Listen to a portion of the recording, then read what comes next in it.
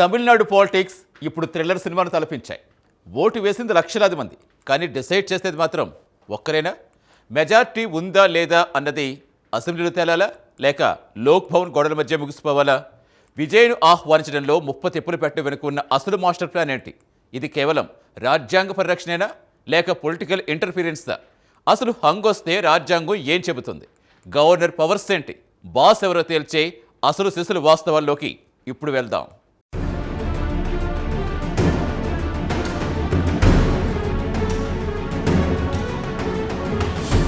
Tamil Nadu politics ఇప్పుడు దేశవ్యాప్తంగా hot టాపిక్గా మారాయి. అసెంబ్లీ ఎన్నికల్లో ఏ పార్టీకి స్పష్టమైన మెజారిటీ రాకపోవడంతో ఏర్పడిన హంగ్ పరిస్థితి అనూహ్య రాజకీయ పరిణామాలకు దారితీసింది. ముఖ్యంగా ప్రజాబలం ఉన్న యువ నాయకుడు విజయ్ని ప్రభుత్వ ఏర్పాటుకు ఆహ్వానించకపోవడంపై గవర్నర్ తీరు తీవ్ర చర్చనీయాంశం అవుతోంది. ఒక వర్గం ఈ నిర్ణయాన్ని ప్రజాస్వామ్య విరుద్ధమంటూ తీవ్రస్థాయిలో విమర్శిస్తుంటే, మరో వర్గం మాత్రం రాజ్యాంగబద్ధంగానే గవర్నర్ వ్యవహరించారని సోషల్ మీడియాలో పోస్టులు పెడుతూ సమర్థిస్తోంది. ఈ పొలిటికల్ డ్రామా చూస్తుంటే అసలు ఇలాంటి ప్రభుత్వ ఏర్పాటులో మన రాజ్యాంగం ఏం చెబుతోంది, అలాగే రాష్ట్ర గవర్నర్కున్న పవర్స్ ఏంటి అనే ఆసక్తికరమైన ప్రశ్నలు సామాన్యుల మదిలోనూ తలెత్తుతున్నాయి.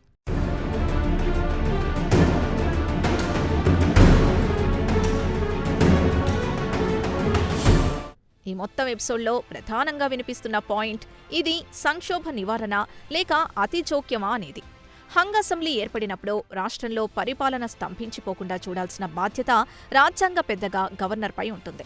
కానీ ఎవరిని ముందుగా పిలవాలి అనే నిర్ణయం తీసుకునే క్రమంలో సొంత విచక్షణను ఉపయోగించడం ఒక్కోసారి పక్షపాతంగా కనిపిస్తుంది. విజయ్ విషయంలో గవర్నర్ తీసుకున్న నిర్ణయం వ్యవస్థ పట్ల ఒక స్పష్టమైన సంకేతాలు ఇస్తోంది. ఇది కేవలం ఒక రాజకీయ పార్టీకి సంబంధించిన విషయం మాత్రమే కాదని, రాజ్యాంగ సంస్థల పనితీరును కూడా ప్రశ్నించేలా ఉందని రాజకీయ పండితులు విశ్లేషిస్తున్నారు. ఇలాంటి పరిస్థితులు ప్రజాస్వామ్య పునాదులపై తీవ్ర ప్రభావం చూపుతాయని సగటు పౌరుడికి కూడా స్పష్టంగా అర్థమవుతోంది.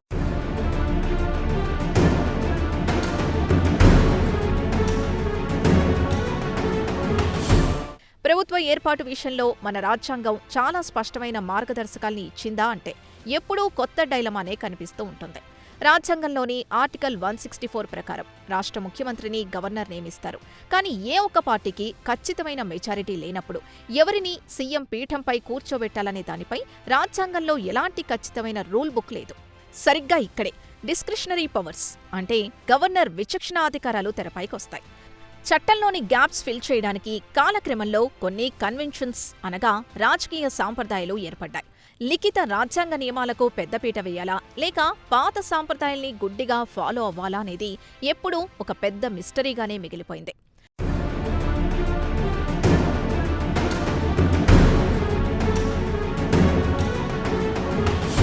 గతంలో వివిధ రాష్ట్రాల్లో హంగ్ అసెంబ్లీలు వచ్చినప్పుడు గవర్నర్లు తీసుకున్న నిర్ణయాలు ఒక్కోసారి ఒక్కోలా ఉన్నాయి. గోవా, మణిపూర్, బీహార్, కర్ణాటక వంటి రాష్ట్రాల హిస్టరీని ఒకసారి తెరకేస్తాయి. సింగిల్ లార్జెస్ట్ పార్టీగా అవతరించిన వారిని కాదని, ఎన్నికల తర్వాత ఏర్పాటైన సంకీర్ణ కూటములను ప్రభుత్వ ఏర్పాటుకు ఆహ్వానించిన సందర్భాలు అనేక ఉన్నాయి. తమకు అసెంబ్లీలో తగినంత బలం ఉందని ఎవరైతే గవర్నర్ని కన్విన్స్ చేయగలుగుతారో వారికే అవకాశం దక్కింది. ఒకే తరహా పరిస్థితికి వేరువేరు రాష్ట్రాల్లో వేరువేరు బెంచ్ మార్క్స్ సెట్ చేయడం వల్ల గవర్నర్ల వ్యవస్థపై తరచూ విమర్శలొస్తూనే ఉన్నాయి. కంచే చేను మేసినట్లుగా రాజ్యాంగ రక్షకులుగా ఉండాల్సిన వారే రాజకీయ పక్షపాతంతో వ్యవహరిస్తున్నారనే అపవాదు మూటగట్టుకున్నారు.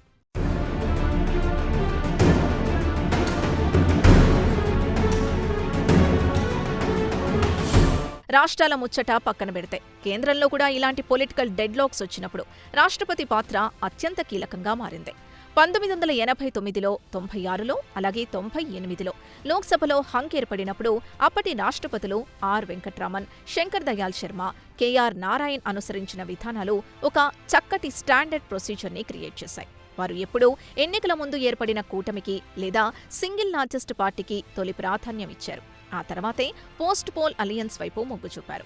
కేంద్రంలో అత్యున్నత స్థానంలో ఉన్నవారు ఎంతో హుందాగా పాటించిన ఆ ఆదర్శవంతమైన సాంప్రదాయాలను ఇప్పుడు రాష్ట్రాల్లో గవర్నర్లు ఎందుకు పాటించరు అన్నది అతిపెద్ద $1 మిలియన్ ప్రశ్నగా మారుతోంది.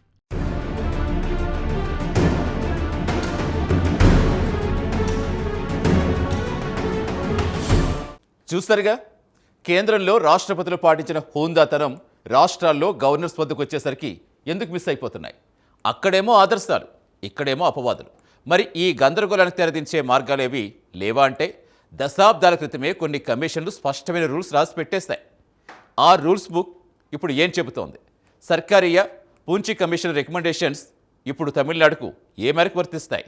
ఆ డీటెయిల్స్ ఇప్పుడు చూద్దాం.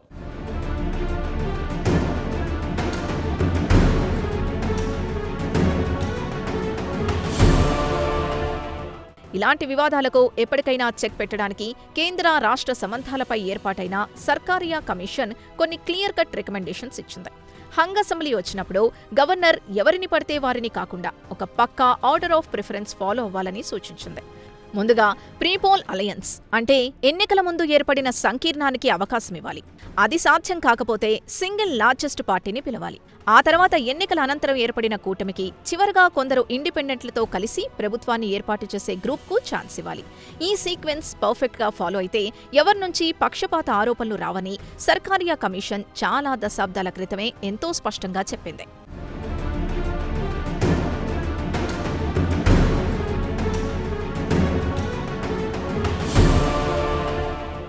సర్కారియా కమిషన్ రిపోర్టును మరింత అప్డేట్ చేస్తూ జస్టిస్ మదన్ మోహన్ పూంచి కమిషన్ కూడా రాజ్యాంగపరంగా కీలకమైన మార్గదర్శకాలను విడుదల చేసింది. ప్రీపోల్ అలయన్స్ ను ఒకే రాజకీయ పార్టీగా పరిగణించాలని పూంచి కమిషన్ కూడా గట్టిగా నొక్కి చెప్పింది. ముఖ్యమంత్రి ఎంపికలో గవర్నర్లకు అనంతమైన స్వేచ్ఛ ఇవ్వాలని, వారి నిర్ణయాలు అత్యంత పారదర్శకంగా ఉండాలని స్పష్టం చేసింది. అయితే ఈ కమిషన్ల సిఫార్సులో కేవలం గైడ్ లైన్స్ మాత్రమే కావడంతో వాటికి చట్టబద్ధమైన బైండింగ్ లేదు. అందుకే ఏ రాజకీయ పార్టీకి అనుకూలంగా ఉంటే ఆ పార్టీ కేంద్రంలో అధికారంలో ఉన్నప్పుడు ఈ నివేదికలను వాడుకోవడం, లేదంటే సైలెంట్గా పక్కన పెట్టేయడం ఇండియన్ పాలిటిక్స్లో ఒక రెగ్యులర్ ప్రాక్టీస్గా మారిపోయింది.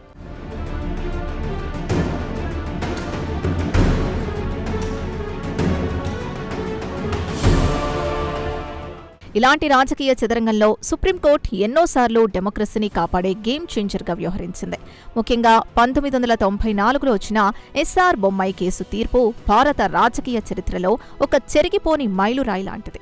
ఎవరికి ఎంతమంది శాసనసభ్యులు బలం ఉందనేది రాజ్భవన్ల చీకటి గదుల్లో కాకుండా పబ్లిక్ డొమైన్ అయిన అసెంబ్లీ సాక్షిగా మాత్రమే తేలాలని ఆ తీర్పులో అత్యున్నత న్యాయస్థానం కుండబద్దలు కొట్టింది. ఒక నాయకుడికి లేదా ముఖ్యమంత్రికి మెజారిటీ ఉందా లేదా అని గవర్నర్ తన వ్యక్తిగత అభిప్రాయంతో డిసైడ్ చేయడానికి వీల్లేదని, ఫ్లోర్ టెస్ట్ మాత్రమే ఫైనల్ అని క్లారిటీ ఇచ్చింది. ఈ చారిత్రక జడ్జ్మెంట్ కారణంగానే నేడు చాలా వరకు అప్రజాస్వామిక నిర్ణయాలకు ఒక బలమైన అడ్డుకట్ట పడుతోంది.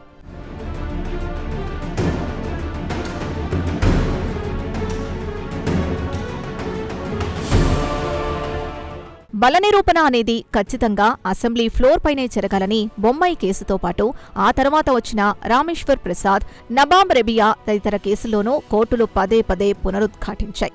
ఇక ఈ బలనిరూపణకు గవర్నర్ ఎన్ని రోజులు డెడ్లైన్ సమయం ఇవ్వాలనేది మరో టెక్నికల్ ఇష్యూ. సాధారణంగా ప్రభుత్వాన్ని ఏర్పాటు చేసిన తర్వాత మెజారిటీ నిరూపించుకోవడానికి 2 వారాల నుంచి నెల రోజుల వరకు టైం ఇచ్చే పాత సాంప్రదాయం గతంలో ఉండేది. కానీ ఆ గ్యాప్లో ఎమ్మెల్యేల కొనుగోళ్లు, క్యాంప్ పాలిటిక్స్ విపరీతంగా పెరిగిపోవడంతో సుప్రీంకోర్టు ఇప్పుడు 24 నుంచి 48 గంటల్లోపే ఖచ్చితంగా ఫ్లోర్ టెస్ట్ నిర్వహించాలని చాలా కఠినమైన ఆదేశాలు జారీ చేస్తోంది. ఇది నిజంగా స్వాగతించాల్సిన విషయం.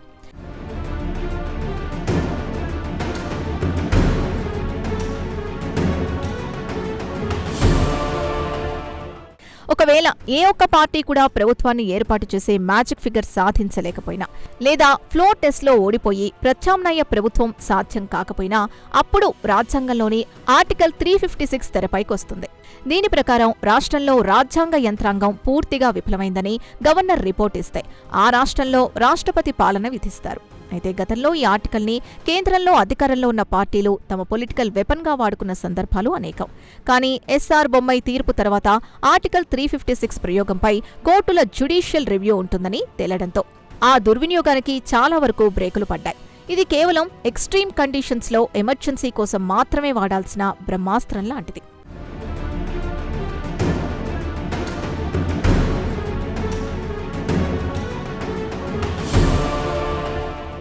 మొత్తం మీద తమిళనాడు తాజా పరిణామాలు గవర్నర్ల వ్యవస్థపై మరోసారి దేశవ్యాప్తంగా సీరియస్ డిబేట్కు దారితీస్తున్నాయి.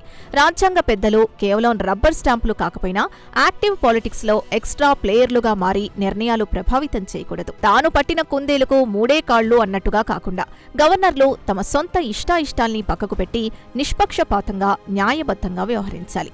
రాజకీయ సంక్షోభం వచ్చినప్పుడు ఒక గైడింగ్ ఫోర్స్గా ఉండాలే కాని ఆ అతిజోక్యమే కొత్త సంక్షోభాలకు కారణం కాకూడదు. ప్రజాస్వామ్య స్ఫూర్తిని కాపాడేలా రాజ్యాంగ నియమాలు, పారదర్శకమైన సాంప్రదాయాలు బ్యాలెన్స్ చేసుకుంటూ ముందుకు వెళితేనే సిస్టమ్ మీద ప్రజలకు నమ్మకం నిలబడుతుంది.